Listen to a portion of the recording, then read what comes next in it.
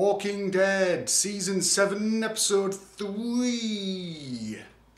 We finally found our way to the sanctuary, where Negan has got Darryl locked up and is being mentally tortured by Dwight. And when I mean mentally tortured, I mean really mentally tortured. I mean, they're keeping him in a solitary confinement, and he has this tune, which I'm sure it's from Annie, constantly playing over and over and over and over again. Easy Street. And it almost had like, do you remember Groundhog Day with Bill Murray? And every time Bill Murray dies in Groundhog Day, he wakes up to "I've got you, babe." It sort of felt a bit like that, to be honest with you. And it had the kind of same impact from a viewer's point of view as well. It's like, oh, just turn the song off, for God's sake. Apart from that, they were feeding Darryl with like dog food sandwiches, Dwight was. And the great thing about this situation in the story is even Dwight is getting a bit annoyed with Darryl because Darryl's not getting broken. Darryl continues to hold on to what is left inside his heart, and he keeps on going. He will not give up, and he's willing to take this torture. And that's brilliant, and it's a great, great thing from Darryl's point of view as well. And us other viewers, Darryl fans, is, put it this way, if Darryl just broke, it'd be like, well, where's the Darryl we know and love? You know, that badass who will just take anything, who's been through hell. And I'm really glad that they stuck to that kind of part of Darryl's character, and they haven't kind of fobbed him off, and they haven't turned him into a weakling. So it's really, really great to see that from Darryl. Now, in regards to this episode is actually more of a Dwight episode. Because obviously when we first met Dwight, he was on the run from Negan with his wife and his wife's sister. I can't remember the names, I'm sure she's called Kerry or something.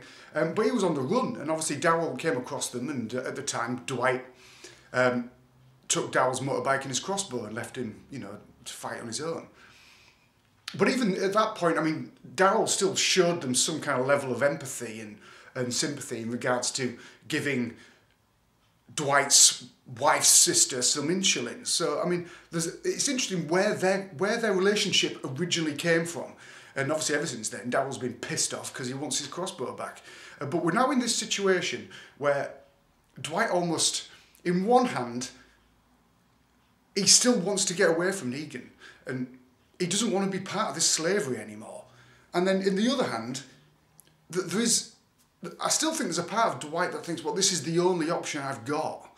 You know, I have to stay here because if I'm going to survive, then I've got to continue in this role. And he also has this kind of ego thing as well, where there is that kind of gang member attitude of Dwight, where he wants to be up there. You know, he wants to be respected by people around him. And that's why he's continuing to be part of this society and this community, and why he's still doing what he's doing. But again, this episode is about the evolution of Dwight. And I think the best way to explain it, really, is there's a great moment, and this has happened in previous episodes as well. In fact, the first episode, where right at the end of the episode 1, Rick turns around and he just sees a solitary zombie, just on its own. And it's now the zombies have become the ultimate metaphor for mankind, you know. In this case, Dwight is looking at outside of the sanctuary where they have all these zombies chained up and skewered on some spikes, whatever. And there's just one zombie who just can't get off this, who's been skewered on a spike and just can't get off and just keeps going up and down as this skewer is just inside his body. And Dwight, it's almost like Dwight's looking at this saying, that is me. That zombie there is me as a person in my soul, because I can't get out. No matter how much I try, I can't escape this doom, this anchor, this ball and chain.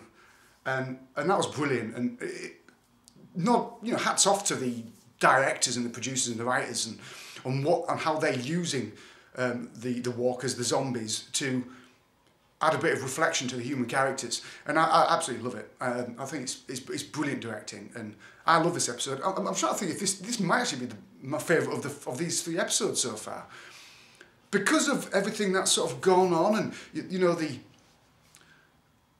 mental breakdown of Darryl and the mental breakdown of Dwight. as well, and it's a great balance between the two of these characters, and it just makes me more and more interested to see where they're going to go in their relationship. Is it going to be a point where Dwight helps Darryl escape, or does Darryl help Dwight escape? And you know, and I'm really, really looking forward to that arc. Now again, none of the other cast appeared in this episode apart from everyone at Sanctuary. Negan was good in it. I liked a bit more flesh to Negan's bones in this episode, especially from my point of view, who hasn't really read the comics or anything like that. So this picture of Negan has been painted in front of me, and I like it. And there's something about Negan that is still human, you know. I mean, he has got this god complex in the Sanctuary, but I'm one step closer to finding out where this god complex has come from and why he feels compelled. Has he gone completely and totally insane, or is he just an incredibly clever guy? And I'm really interested in that from Negan's point of view. I'm looking forward to his evolution of character. I'm looking forward to seeing Negan in a weak position. I'm looking forward to seeing him without Lucille in his hand, or not having access to Lucille. And it'd be interesting to see where Jeffrey Dean Morgan takes that kind of side of Negan's personality. Are we going to see him collapse in a heap of tears on the floor because he hasn't got Lucille beside him? And I really like that idea, and I really hope it goes in that direction. But yeah, all in all, I absolutely love this episode. I love the directing, I love the story, and Dwight really, really killed it in this episode. He was absolutely brilliant. I love that. Again, that arc in Dwight's storyline. And again, Darryl doesn't disappoint in being a tough nut to crack, you know. He's such a tough bastard. So I can't wait for next week's episode, and I'm really hoping it goes back to Alexandria. In fact, it is going back to Alexandria because we do know that it's going to be like a feature-length episode. I think it's going to be on for like an hour and 20 minutes or something, so I can't wait to watch that one. That's going to be awesome. It really, really is. So, I mean, I can only assume that it's all going to be Alexandria. It's all going to be about the fact that Rick is being broken, and he's going to go back to Alexandria and he's going to tell them that he's not in charge anymore, which I'm really looking forward to, and I'm looking forward to that kind of whole social dynamic going on. But yeah, awesome. Another episode of Walking Dead. You can't be disappointed in this TV show. It's absolutely awesome. It's brilliant. This most recent episode just completely blew my mind. Absolutely loved it. And bring on next week. So anyway, thank you very much for watching, guys. Always a pleasure, never a chore. Click subscribe if you want to see more. Peace out, and we'll see you next time. Easy Street. Dee dee dee dee dee dee dee. We're on Easy Street, and it feels so sweet, 'cause the world is but a treat.